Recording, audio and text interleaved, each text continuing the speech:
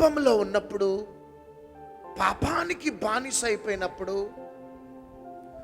నీవు ఆయన చెప్పింది చేయకుండా తన నీ సొంత స్వచిత్త ప్రకారం వెళ్తూ ఆయనకి దుఃఖకరంగా, అవమానకరంగా నువ్వు బ్రతుకుతూ ఉన్నా, స్టిల్ నీ దేవుడు అంటున్న మాట ఏంటిదంటే, నేను నిన్ను విడిచిపెట్టను. స్త్రీ తన గర్భంలోనున్న బిడ్డనైనా విడిచిపెడుతుంది, కానీ నేను విడిచిపెట్ట బిడ్డ నిన్ను.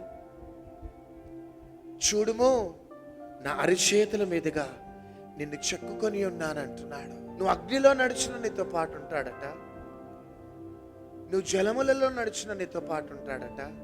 నువ్వు వద్దు ప్రభువా, నేను వెళ్ళిపోతాను, నా దారిన నేను వెళ్ళిపోతానని నువ్వు ఆయనను విడిచిపెట్టి వెళ్ళిపోయినా, నిన్ను విడిచిపెట్టని దేవుడున్నాడు.